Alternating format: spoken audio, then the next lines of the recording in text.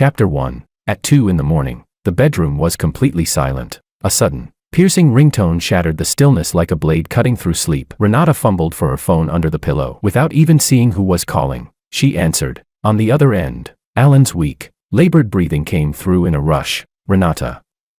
I think I've got a fever. I'm burning up. There's no one here with me. Renata snapped, fully awake. She threw the blanket off and rushed out of bed, hastily searching for clothes. Don't panic. I'm coming right now. With a sharp click, the bedside lamp turned on. Gerald had already woken up at some point, leaning against the headboard. His gaze was clear and alert. Without the fog of sleep, he watched Renata pulling a sweater over herself and asked in a low, cold voice, "Where are you going?" "My second brother has a fever and no one's with him. I'm going to check on him," Renata said quickly while fastening her buttons. Since their mother had only 2 sisters, Renata had grown up calling her 2 cousins the eldest brother and second brother. "Renata, are you out of your mind?" Gerald's voice suddenly rose, sharp and unquestionable. "It's 2 in the morning. What exactly can you do about a fever? Are you a doctor or a nurse? He's not your only relative. Why would you, a woman, go alone to a grown man's house in the middle of the night? How are you guaranteeing your safety? Instead of this, why aren't you calling an ambulance?" Renata hesitated for a moment, but thinking of Alan's weak voice, she still gritted her teeth. "He's always been afraid of hospitals. He needs someone with him every time he goes, and I'm his sister. I can't just ignore him." "Sister?" Gerald let out a cold laugh, a trace of sarcasm flashing in his eyes. "Don't forget, he's only your aunt's adopted son. He's not even related to you by blood. And ever since his divorce, hasn't he been showing up in our lives a bit too often?" Renata froze. She knew exactly what Gerald was implying. That unresolved ambiguity from their youth had once been cut off by her. But after Alan's divorce, the subtle, lingering contact had indeed made Gerald uncomfortable. "I don't want to argue with you right now," Renata said, grabbing her bag. Her tone softened, but her resolve didn't. "I'll take care of him and come back. Then we can talk properly. All right." She turned toward the door. The moment her hand touched the doorknob, a gust of wind followed behind her. Gerald strode forward, jumped out of bed in a few steps, and slammed the door shut with a loud bang. One hand pressed against the door, trapping Renata between it and his broad chest. "I said you are not going." Renata flinched at his presence and took half a step back, her eyes instantly reddening. "Gerald, is this really necessary? This is a matter of life and death." "Life and death?" Gerald let out a sharp, incredulous laugh. "He calls and says he has a fever and suddenly it becomes life and death to you. You can diagnose over the phone now." "Renata, I had no idea you had the talent of a miracle doctor. If you don't trust me, then come with me." Renata's voice also rose in frustration. "Gerald, we've been married for so many years. Don't you trust me at all?" "I don't trust him," Gerald said immediately. "In the past few months since his divorce, how many ambiguous messages has he sent you? How many times has he called? How many times has he come to our house, asked to see you alone? You're an adult. Don't tell me you can't see what he's thinking. What he thinks is his problem. Which time did I not show you his messages or calls? Which time didn't I make things clear right away?" Renata met his gaze without backing down, like an irritated little cat with its fur standing on end. "When he came to our house, I never opened the door when you weren't home. The surveillance at the entrance can prove it. When he looked for me, I never went out alone with him. You were always there. But no matter how wrong he is still someone I grew up with. He is my aunt's son. I can't just ignore him if he might be in danger." Gerald took a deep breath. "Renata, listen carefully," he said word by word. "If you dare to step out of this door tonight, it's over between us, and you know I mean it." Renata's expression softened. Her lips trembled slightly as if she wanted to say something, but no words came out. Chapter 2. The phone rang again. This time, it was a WeChat notification. Gerald took the phone and opened the voice message. Renata's second cousin's weak, barely alive voice came through the speaker. "Renata, have you left yet? Gerald isn't upset with you, right? I think I was delirious from the fever just now. My mom went traveling with my brother, so I had no one to call and ended up bothering you. If he minds, then don't come. It's really nothing. I'm used to this since I was a kid anyway." The message ended with a series of weak coughs. Gerald's fists clenched, then slowly relaxed. He took out his own phone and, in front of Renata, called for an ambulance, reporting Alan's symptoms, address, and phone number. Then he dialed another number and put it on speaker. The call was picked up quickly. "Gerald," came the voice of the eldest cousin, Boris. He and Renata's aunt were abroad, and it was daytime there. Gerald spoke calmly. "Boris, Alan just called Renata saying he has a fever and might not be stable." She got a bit confused and insisted on going over in the middle of the night. which isn't safe or appropriate. I've already called an ambulance. Please let Aunt know as well. We'll take him to the hospital first thing tomorrow morning. Keep us updated if anything changes. Renata could clearly hear Boris sharply inhaling on the other end of the line. I know about it. Boris said it as if he were speaking through clenched teeth. Gerald. Thank you. Tell Renata that our family is still here. She doesn't need to act alone. I'll book a flight right away and arrive at the latest the day after tomorrow. The call ended. Gerald looked at Renata. Are you still going? He put his phone away and spoke in a tone that was almost an order. Go back to sleep. I'll go to the hospital with you tomorrow morning. Renata looked at her husband's cold, sharp profile, and finally, the stubbornness in her broke. She quietly took off her coat and slipped back into bed. Inside the bedroom, Gerald soon fell asleep again, his breathing steady, but Renata lay awake, staring at the ceiling, unable to sleep. Gerald's dominance had left her feeling a little wronged, but also, strangely reassured. He was always so forceful, yet always so clearly invested in her, and more importantly, he always solved things in his own way, never letting arguments spiral into chaos. It reminded her of when they had just started dating, the best friend incident. Back then, she had a so-called best friend, Flora, a textbook extreme feminist. She constantly fed Renata toxic motivational quotes, things like, men must not be spoiled. You have to test him from time to time to see if he values you. And, if he won't even do this for you, he doesn't love you at all. At the time, Renata had been naive and impressionable. She believed everything Flora said and used it to test Gerald. At first, Gerald patiently coaxed her through it all, until that day. Renata had been watching a movie with Gerald when Flora suddenly sent her a long voice message. Renata, today is the start of autumn. Did you get your first milk tea of autumn? This is how you test whether a man loves you. Don't say anything, just see if he takes the initiative to buy it for you. If he doesn't, it means he doesn't love you enough. Chapter 3. Renata originally intended to convert the voice message into text, but accidentally pressed and held the voice bubble. When she tried to cancel it, she knocked over the drink on the armrest. While she was frantically cleaning it up, in the quiet movie theater, Flora's rapid-fire voice sounded especially clear. In less than 10 seconds, she had already delivered a long string of so-called advice. Gerald's face darkened instantly. So all those so-called tests you did before were taught by her. She was just trying to help me. Her boyfriend must be very obedient then. They must have a very deep relationship, right? Renata was instantly speechless. Flora's boyfriends rarely lasted more than 3 months. She claimed it was because she only filtered, never changed. But people who knew her well understood that most breakups happened because the men eventually couldn't stand her and left first. Before you cut contact with her, let's not see each other for now, Gerald said, standing up and walking out of the cinema. You're so boring. Renata had gotten angry at that moment. She felt Gerald was not only unromantic but also insulting her independent woman values. In a moment of impulsiveness, she shouted the words she would regret for the next 6 days. Fine. Then break up. Sisterhood is stronger than love.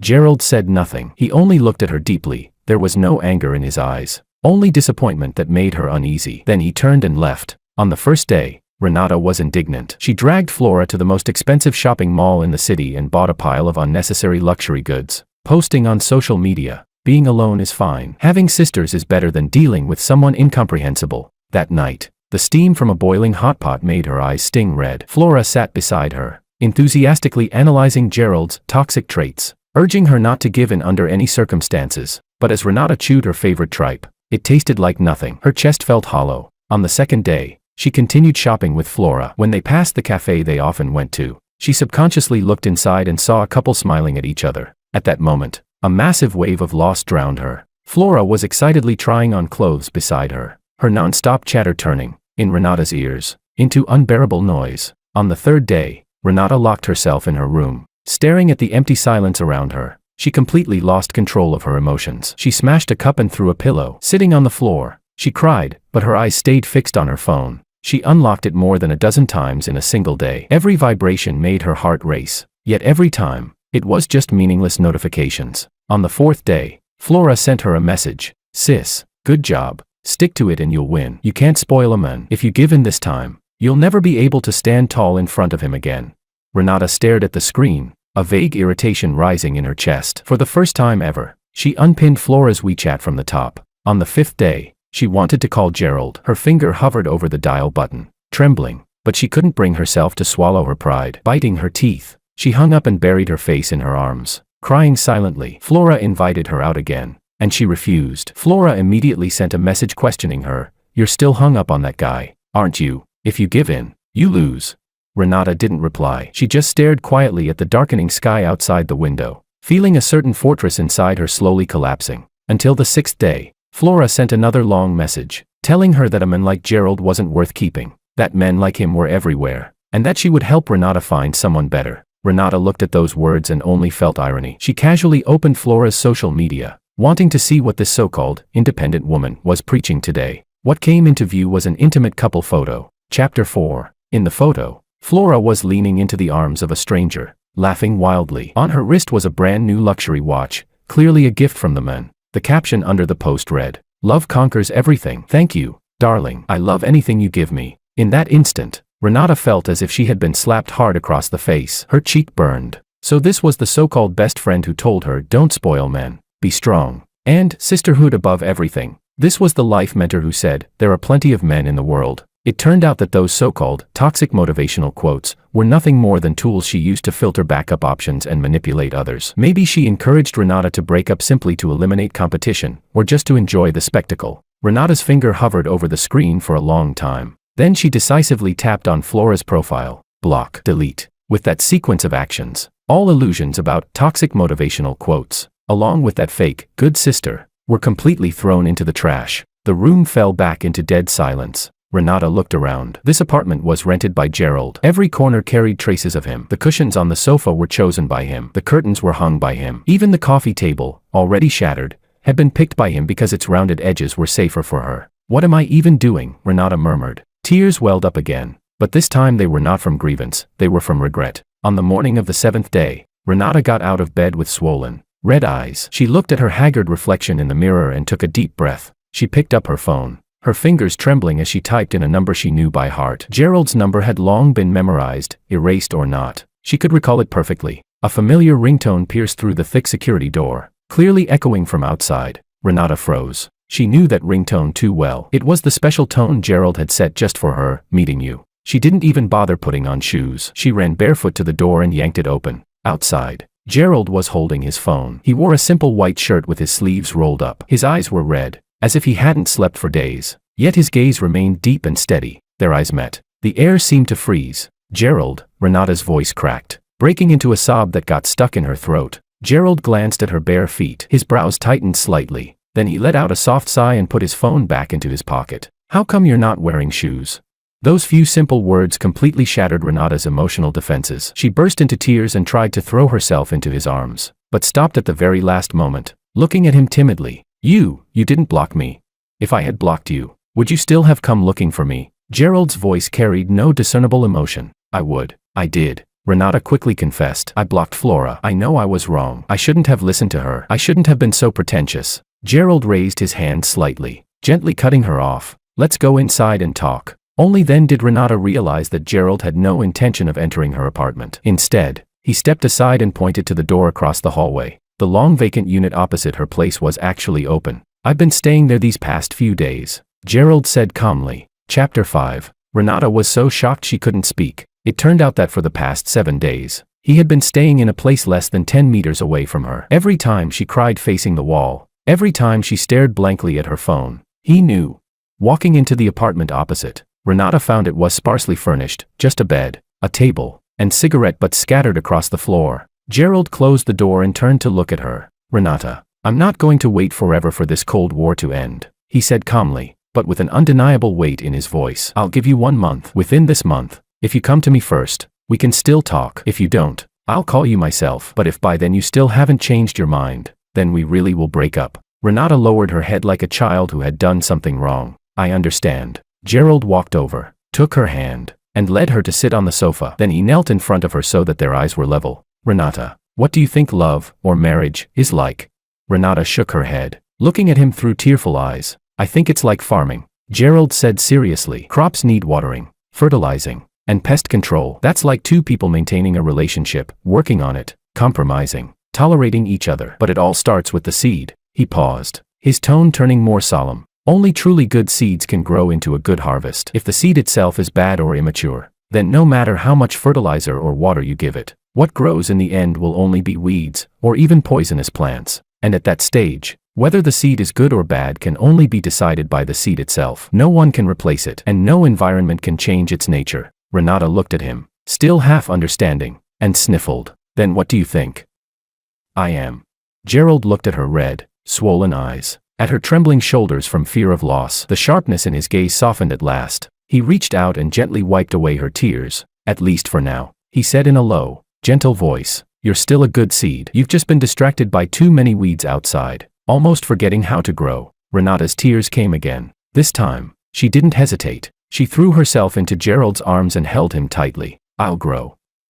Gerald, I will grow properly. Gerald wrapped his arms around her, resting his chin lightly on her head, letting out a quiet sigh. His thoughts drifted away. In the warmth of that memory, Renata gradually fell into a drowsy sleep. Chapter 6. The next morning, the sunlight was blinding. Gerald kept his word and drove her to the hospital. Before entering the ward, he made an excuse about buying fruit and let Renata go in first. When Renata pushed open the door, Alan was leaning against the headboard. His face was so pale it looked almost transparent, yet his eyes were unnervingly bright. Renata, you're here. His voice was weak, like willow fluff drifting in the wind, carrying a faint, barely perceptible tremor. I thought I'd never see you again. Renata's heart tightened. She instinctively took half a step back, her gaze landing on the 4 needles still inserted in the back of his hand. Focus on recovering. Don't overthink things. I asked the doctor. It's just a normal pneumonia. Nothing serious. Normal pneumonia.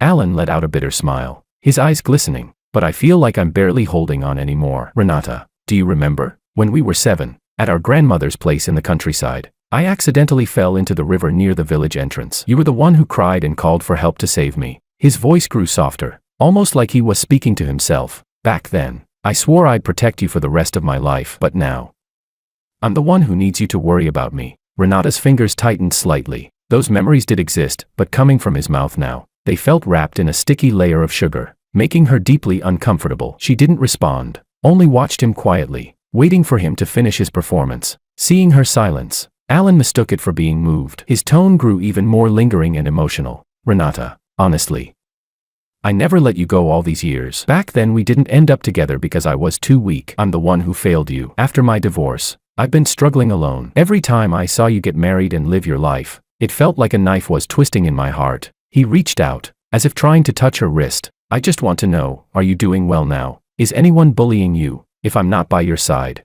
who's going to protect you from the storms?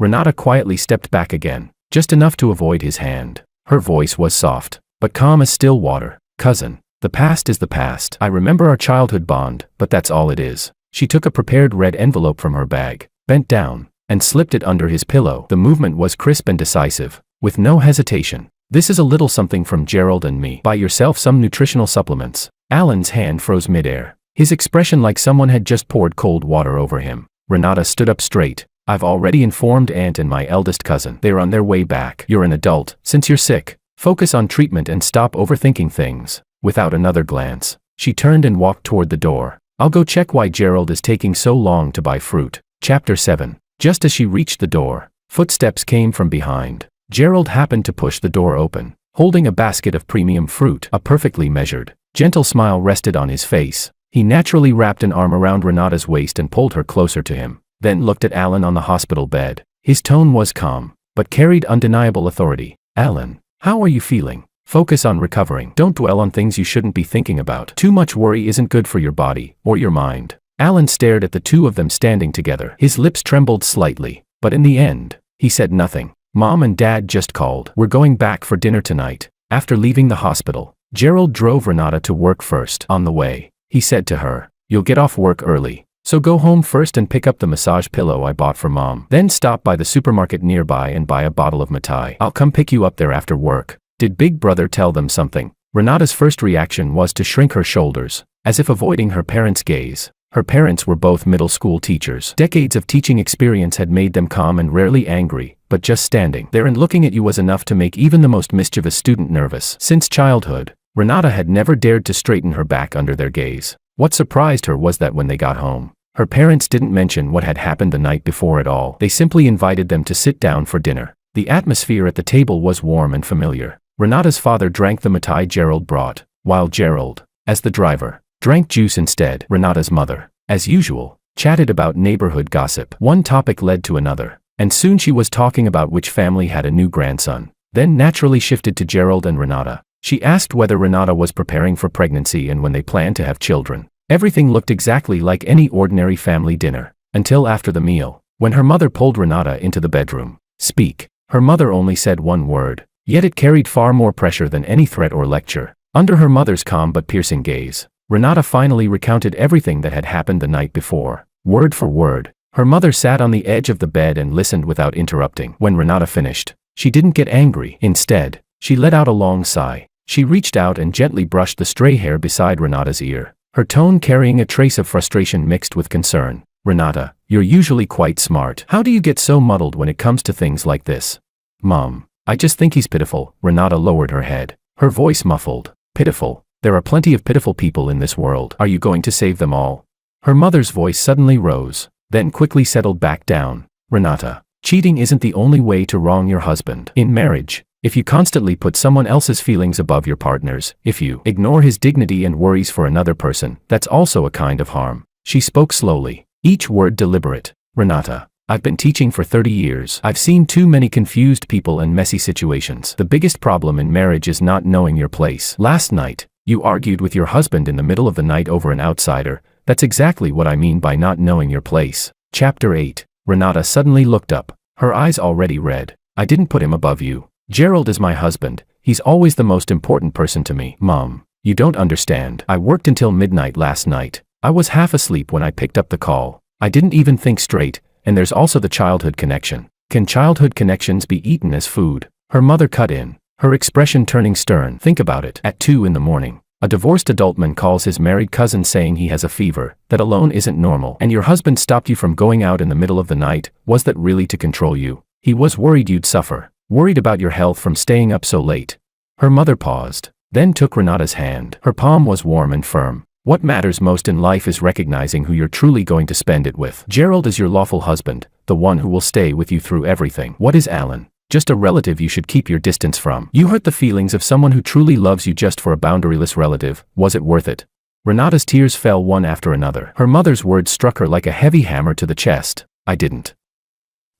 She choked out, trying to explain. Seeing her flustered state, her mother's eyes flickered with helplessness, which soon turned into a faint, relieved smile. All right, stop crying. It seems you've finally come to your senses. She stood up and gently patted Renata's shoulder. Go on then. Go apologize properly to Gerald. Tell him that from now on, in your world, he comes first. Don't let an outsider ruin your marriage. On the way back, the car was so quiet that only the steady hum of the engine could be heard. Outside the window, the city's neon lights streaked across Renata's face in shifting colors. She leaned quietly against the passenger seat, repeatedly replaying everything her mother had said in her mind. Mom is right, Renata finally spoke, breaking the silence. Her voice was slightly hoarse, but carried an unprecedented clarity and determination. Gerald, waiting at the red light, turned his head slightly to glance at her. He didn't interrupt, only waited patiently for her to continue. Renata took a deep breath, turned toward him, her eyes still a little red but steady and unwavering. Gerald, I'm sorry. I was confused last night. I didn't keep proper boundaries, and I didn't consider your feelings. The light turned green, and the car moved forward smoothly. Gerald didn't say anything. He simply reached out and wrapped her slightly cold hand in his warm palm, holding it tightly. Renata held his hand tighter, her voice filled with deep remorse. Actually, last night, my mind wasn't fully clear, half asleep, half awake. I only thought he was just a brother I grew up with who needed help. And also, she paused, tears slowly gathering in her eyes. When I was 5, I got lost. Alan was the one who braved a heavy rainstorm to find me. Later, when I was playing by the river, he tried to pull me back but fell in instead.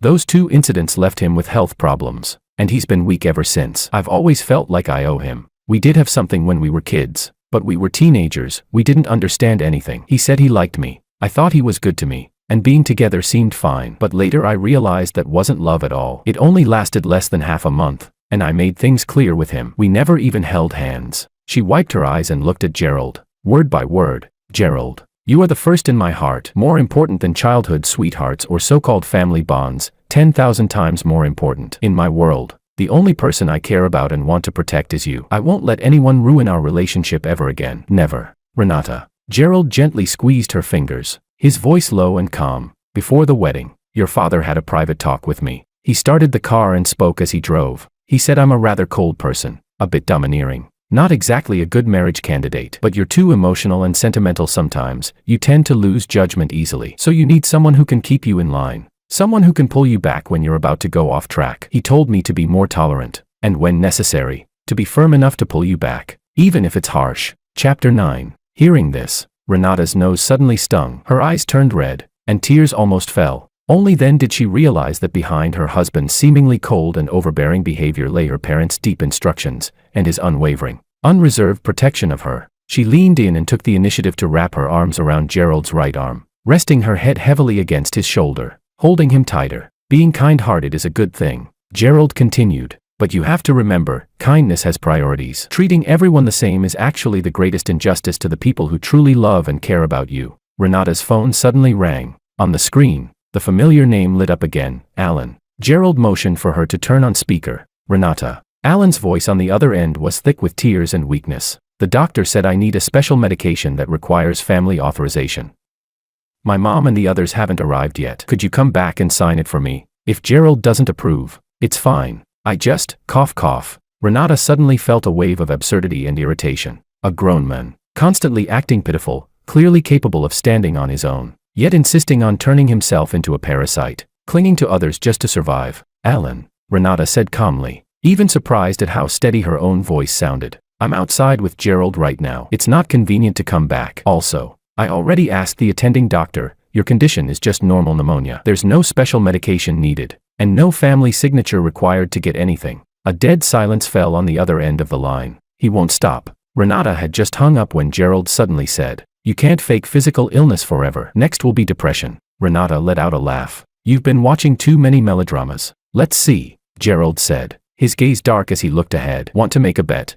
Gerald's prediction turned out to be disturbingly accurate. Just one day later, Alan called again. This time, his voice was no longer deliberately weak, it was trembling with something close to panic and despair. Renata.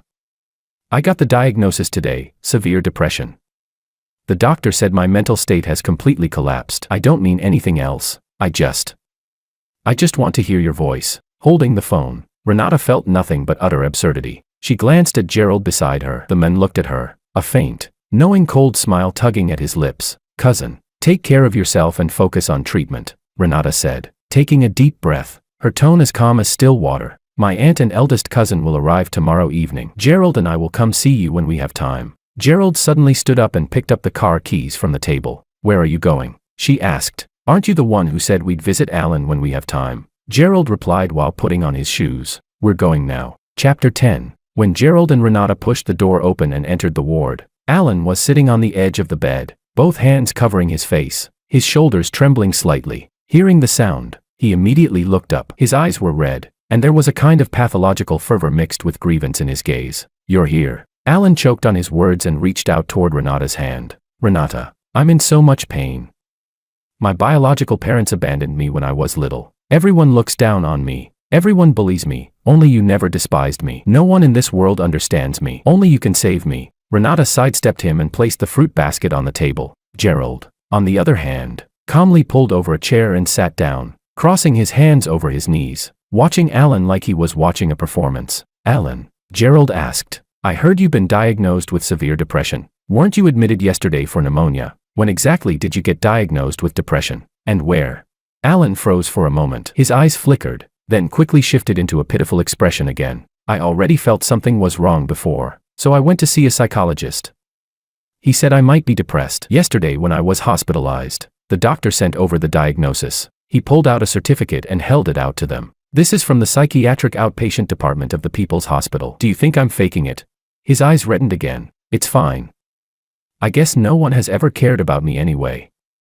If you're disgusted with me, just leave me alone and let me die. Alan, Renata's voice was not loud, but it carried a certain weight. You said no one cared about you since childhood, that everyone despised you, but Aunt took you in when you were only 2. Big brother was only 5 back then. From childhood, whatever good food, clothes, or toys there were, they were always given to you first. Renata, Alan's eyes filled with tears. Even you. Big brother earned a scholarship in high school and bought himself a watch. You liked it. And after crying once in front of Aunt and him, the watch ended up on your wrist. When you were bullied at school, Big brother brought people over and dealt with them. After that, no one ever dared to touch you again. You came to our house and basically took whatever you liked. The collectibles my father treasured the most, you took them and sold them for money. My parents didn't say a single word. She looked straight at Alan. You call that no one caring about you? You call that being despised? Even if there was resentment, it's you who pushed it there step by step. Over the past few days, how many messages have you sent to a married woman? How many calls? How many times have you tried to reach me? Alan broke down crying. I'm sorry, he sobbed. I know. I'm annoying.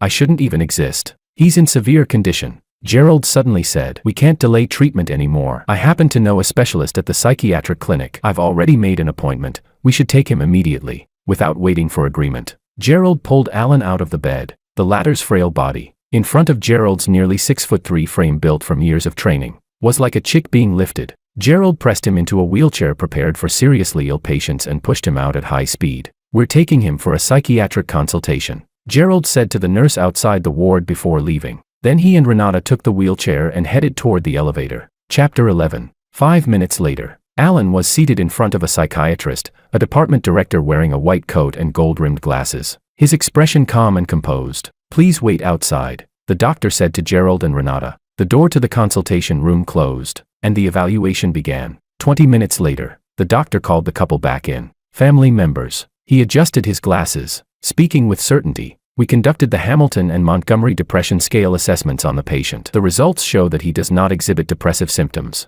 Renata exhaled in relief and turned to look at Gerald. His expression remained unchanged, as if he had already expected this outcome. The patient shows signs of a certain level of histrionic personality traits, the doctor continued. He tends to exaggerate illness or place himself in tragic situations to gain attention. However, it is not severe. More often, it is used as a tool to pressure others into compromising and achieving his goals. Seeing Renata still look somewhat confused, Gerald simply translated for her. In plain terms, what people usually call a drama queen, a manipulative attention seeker. The doctor neither agreed nor disagreed with this phrasing, and simply explained a few precautions before calling in the next patient. How much did you pay for this diagnosis? Renata asked coldly after returning to the ward, throwing the so-called depression report in front of Alan. The hospital seal doesn't even have the correct name. Do you really think everyone here is an idiot? The air in the room froze instantly. Alan's expression of grievance and sorrow stiffened. Embarrassment replaced it, like someone had been publicly stripped bare. He looked at Renata, lips trembling, seemingly still trying to argue. But seeing his ugly, exposed state, Renata felt the last trace of childhood affection in her heart crumble completely. No anger remained, only disgust and exhaustion. Cousin, she said coldly, take care of yourself. Without another word, she turned and left the ward with Gerald. Inside the car, Renata finally let out a long breath, as if a heavy stone pressing on her chest had finally been lifted. She turned to her husband, eyes full of admiration. Honey, you're incredible. You even predicted the Depression Act. Gerald started the car, his gaze fixed deeply on the road ahead. His tone, however, was unusually serious. Renata, don't celebrate too soon. This isn't over yet. Renata froze. He's already like this. What else could he possibly do? According to the classic Green Tea Man playbook, cry, make a scene, then threaten suicide. The illness was the cry, depression was the scene, and next comes the third step, the suicide attempt. Gerald glanced at her. I'm guessing the next call won't come from the riverside, it'll be from a rooftop. Renata couldn't help laughing and lightly punched his arm. You're so mean. Now you're cursing him onto rooftops. Gerald didn't smile. He only tightened his grip on her hand briefly, and said nothing more. Chapter 12. As evening fell, the setting sun dyed the sky a deep, blood red. Renata had just finished setting dinner on the table when her phone began vibrating violently. The caller ID showed the same name again, Alan. She let out a helpless sigh, and for a strange moment, she thought of her husband's second prediction. Then she answered. On the other end came the howling wind, mixed with Alan's piercing, desperate cries. Renata, I'm on the rooftop of the International Trade Building in the city center right now. I have no face left to live anymore. I just want to see you one last time before I die. If you don't come, I'll jump. Life was at stake. Renata's face turned pale instantly. She looked at Gerald, her voice trembling. Gerald, he's really on a rooftop. Gerald's eyes turned cold in an instant. He said nothing, only silently followed her downstairs. At the rooftop of the International Trade Building in the city center, the wind howled violently. When Renata and Gerald arrived, the area had already been sealed off by police tape. Several firefighters were carefully trying to approach the figure standing at the edge. Alan stood with his back to the ground below, less than a meter from the edge. His hair was whipped into chaos by the wind. Tears streaked down his face, and he was screaming at the top of his lungs. Renata, you're finally here. Look at me. Don't come any closer. No one come closer. Seeing Renata appear, Alan became even more agitated. He pointed behind him like a tragic male lead in a melodrama. This world is filthy, only you are clean. Even you despise me now. So what's the point of me living? I'll die for you to see. The surrounding police and firefighters exchanged uneasy glances. No one dared to move forward. In situations like this, any stimulus could push him over the edge. Renata looked at the men she once knew, now completely unrecognizable, and felt a wave of nausea rise in her stomach. She took a deep breath, preparing to speak in accordance with the police's instructions to calm him down. But Gerald suddenly moved. Ignoring the officers trying to stop him, he stepped over the police line and walked straight toward Alan. "Gerald, what are you doing? It's dangerous," Renata cried out, her heart jumping into her throat. "Renata." Seeing Gerald approach, Alan's eyes flickered with panic, but it was quickly replaced by a twisted excitement. "You still can't bear to see me die, right? I'm the most important person in your heart. Only I would die for you." Gerald stopped less than 2 meters away from him. He stared at Alan coldly, his eyes filled with nothing but bottomless disgust and restrained rage. "Alan, are you trying to compete with me over how deeply I love my wife?" His voice cut through the wind like a blade. Alan froze. Gerald stepped forward again. His leather shoes struck the concrete rooftop with a heavy, echoing sound. He pointed toward the empty air below and curled his lips into a ruthless, decisive smile. "Fine, then we'll jump together. Whoever dares to jump is the one who truly loves my wife, and the one who doesn't is a coward." Chapter 13. The moment those words fell, the entire rooftop fell into dead silence. Even the wind seemed to freeze. Renata felt her blood run cold. Tears burst out instantly as she tried to rush forward and grab her husband, but she was firmly held back by the police. Alan was completely stunned. He had imagined countless scenarios, Renata crying and begging him to come down, Gerald kneeling on the ground pleading with him to let her go. But he had never expected this man in front of him to be even crazier than him, completely unafraid of death. Alan's lips trembled violently, his face turning paper white. He subconsciously glanced at the nearly 100-meter drop behind him. His legs began to shake uncontrollably. He had only wanted to force Renata into softening, to make her come back to him. He had never actually intended to die. "What? You're scared?" Gerald's gaze looked at him like he was a rat in a sewer. He stepped forward again, almost forcing Alan right to the edge of the rooftop. "I'm not." His voice was calm, almost indifferent. "I dare." He suddenly grabbed Alan. "Come on, let's jump together." In an instant, absolute terror shattered Alan's entire psychological defense. "No. I can't. I don't want to die." With a broken scream, his knees gave out and he collapsed onto the concrete in the safe zone. A sharp, pungent smell spread through the air. He had urinated himself in front of everyone. "Rescue him." The firefighters, who had been waiting for the right moment, rushed forward like a pack of wolves, pinning Alan down within seconds. Police quickly followed and cuffed him. Renata leaned weakly against the rooftop door, sobbing uncontrollably behind her hand. She turned to see Gerald walking out from the crowd. He calmly adjusted his wind-tousled collar, looking as though he had just taken a casual walk downstairs. He approached her and wrapped her in his coat, gently patting her back. "It's over now." Because of suspected public disturbance and disorderly conduct, Alan was taken away by the police on the spot. On the way back, the car was so quiet that only the low hum of the engine could be heard. Renata took out her phone and, in front of Gerald, blocked and deleted Alan's WeChat, phone number, and all social accounts. After finishing, she let out a long breath, as if something deep inside her had finally shattered. "Gerald," she said softly, her voice still hoarse. "Thank you." Gerald kept his eyes on the road, his long fingers lightly tapping the steering wheel. "Thank me for what? For not turning into someone like Alan."